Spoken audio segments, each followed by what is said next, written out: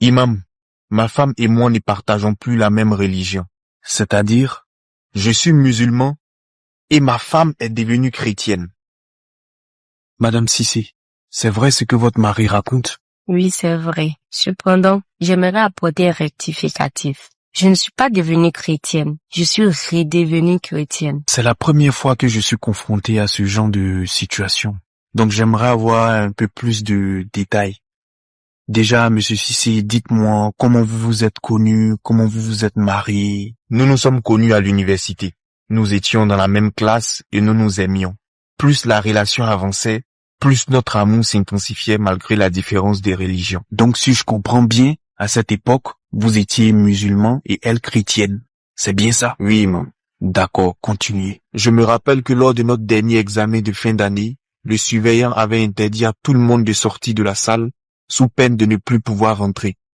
C'était une mesure un peu draconienne pour éviter les tricheries de tout genre. L'examen a commencé à 15h30 et devrait finir à 19h30. À un moment, je n'arrivais plus à réfléchir. La seule pensée qui se répétait en boucle dans mon esprit, c'était « Moussa, tu n'as pas encore fait ta prière des As.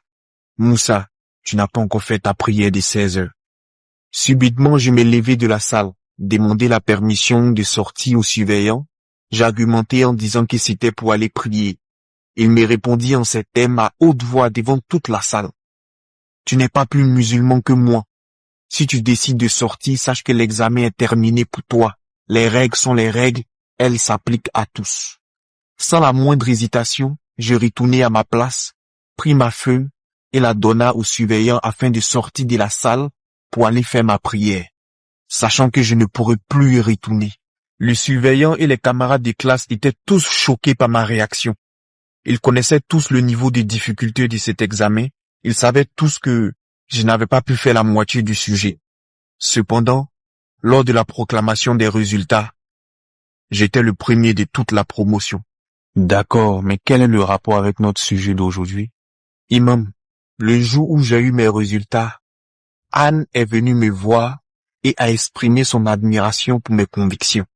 Par la suite, elle a insisté sur le fait qu'elle voulait devenir exemplaire comme moi. Elle a dit, et je cite, « Moussa, je veux devenir musulmane. » J'étais heureux de l'entendre dire ça. Cette décision a renforcé notre relation. Nous avons fini les études et avons commencé à travailler, puis nous nous sommes mariés. Durant tout ce temps, elle était une bonne musulmane. Elle faisait ses prières à l'heure, sans compter les prières surrogatoires. Elle jeûnait le mois de Ramadan, sans compter les jeûnes du lundi et du jeudi. Elle avait même déterminé une partie de son salaire pour aider les pauvres. Il y a exactement 8 mois de cela, mon entreprise m'envoya en France pour une mission qui dura 6 mois. À mon retour, cela coïncidait avec le Ramadan de cette année, le Ramadan passé. Je me suis dit, Alhamdulillah, je vais passer ce mois sacré avec ma femme. Cependant, à ma grande surprise, je constate que ma femme ne jeûne pas. Je lui demande alors ce qui se passe. Elle me dit qu'elle n'est plus musulmane. Elle est redevenue chrétienne. J'ai fait tout mon possible pour essayer de la convaincre de changer d'avis. Mais rien ne marcha jusqu'à aujourd'hui. Voilà pourquoi je veux divorcer. D'accord, je vois la situation. Madame Cissé, j'ai entendu la version de votre mari. J'aimerais entendre la vôtre. Imam, tout ce qu'il a dit est vrai, mais j'aimerais accentuer ma version des faits sur notre vie de couple avant son départ pour la France. Moi et Moussa sommes mariés, ça fait 3 ans aujourd'hui. Et depuis tout ce temps, aucun signe d'un enfant à l'horizon. Vous savez à quel point c'est difficile pour une femme de ne pas avoir d'enfant. Toutes les actions surrogatoires que je faisais en plus de mes obligations de musulmane, c'était pour avoir un enfant. Lorsque mon mari est allé en France, sous les conseils d'une de mes sœurs, je suis allée voir un pasteur et je lui ai expliqué ma situation. Il prophétisa que j'aurai un enfant si je fais l'amour avec mon mari dès son retour de voyage. Mais tu n'es jamais tombée enceinte à ce que je sache. Je suis bel et bien tombée enceinte, mais j'ai fait fausse couche. Et tu n'as pas trouvé bon de me le dire? Je voulais que mon ventre sorte bien avant de te l'annoncer. Madame Sissi, vous n'avez pas encore expliqué la raison de votre reconversion. Ah oui. Donc quand je suis tombée enceinte, je retournais avec ma sœur voir le pasteur afin de lui confirmer sa prophétie. L'homme de Dieu m'a dit, et je cite, « Il faut que tu te reconvertisses. Il faut que tu changes de religion. Ainsi, les miracles de Dieu pourront s'opérer facilement dans ta vie. » Imam, je me dois d'être honnête avec vous. J'ai réfléchi à ma conversion à l'islam, puis j'ai réalisé qu'en vérité, je suis devenue musulmane à cause de l'amour que je porte pour Moussa. J'ai réalisé que si Moussa décidait de me quitter, ou s'il mourait, j'allais changer de religion. J'ai réalisé que je ne suis pas devenue musulmane par conviction. Je me suis dit, c'est peut-être pour ça que Dieu m'a éprouvée avec l'infertilité. C'est à cause de tout ça que j'ai décidé de me reconvertir. Madame Sissi, ça fait longtemps que je n'ai pas rencontré quelqu'un d'aussi sincère que vous. Il y a toujours des exceptions à la règle, mais de façon générale, on ne se convertit pas à une religion par amour, reconnaissance ou fanatisme pour quelqu'un. Dieu dit dans la sourate 3, verset 144, « Muhammad n'est qu'un messager. Des messagers avant lui sont passés. S'il mourait donc ou s'il était tué, retourneriez-vous sur vos talons? Quiconque retourne sur ses talons ne nuira en rien à Allah, et Allah récompensera bientôt les reconnaissants. » Quand Muhammad, le messager de Dieu, que la paix soit sur lui, passa l'âme à gauche, Abu Bakr, son meilleur ami, prononça une parole qui calma tout le monde. « Ô vous les hommes, que celui qui adorait Muhammad sache que Muhammad est mort. Quant à celui qui adorait Allah, qu'il sache qu'Allah est vivant et ne meurt jamais. » Imam, suis-je en droit de divorcer? Dieu dit dans la sourate 2, verset 221, « Et n'épousez pas les femmes associatrices, tant qu'elles n'auront pas la foi. Et certes, une esclave croyante est meilleure qu'une associatrice, même si elle vous plaît. Et ne donnez pas vos filles en mariage aux associateurs, tant qu'ils n'auront pas la foi. Et certes, un esclave croyant est meilleur qu'un associateur, même s'il vous plaît. » Ce verset montre que le mariage avec une femme polythéiste, une femme qui associe d'autres divinités à Allah, est interdit.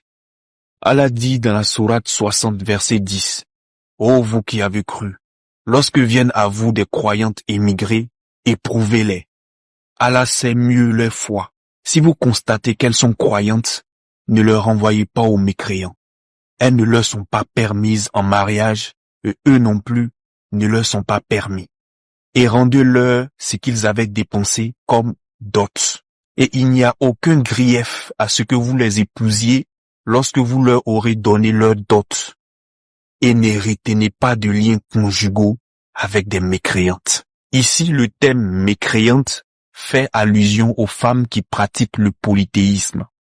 Ça ne fait pas allusion aux femmes des gens du livre, c'est-à-dire les femmes juives ou chrétiennes. La preuve de cela. Allah dit dans la sourate 5, verset 5, « Vous est permise aujourd'hui la nourriture des gens du livre, et votre propre nourriture leur est permise. Vous sont permises également les femmes vertueuses d'entre les croyantes et les femmes vertueuses d'entre ceux qui ont reçu le livre avant vous, c'est-à-dire les juifs et les chrétiens. Lorsque vous leur avez donné leur dot, en homme marié, non en débauché ni en preneur d'amante. » Donc, l'homme musulman peut épouser une femme juive ou chrétienne. La preuve de cela, Huzaifa ibn al-Yaman, un des compagnons du prophète sallallahu alayhi wa sallam, s'est marié avec une femme juive. Lorsque le calife Umar ibn al-Khattab a appris cela, il lui a conseillé de la divorcer.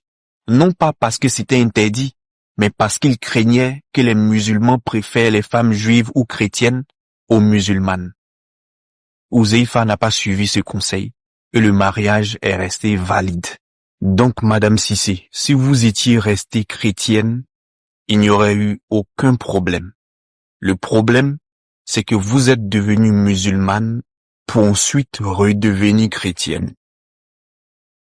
Dieu dit dans la sourate 5, verset 3, « Aujourd'hui j'ai parachevé pour vous votre religion et accompli sur vous mon bienfait, et j'agrée l'islam comme religion pour vous. » Ce verset montre que l'islam est considéré par nous les musulmans comme la religion ultime et finale.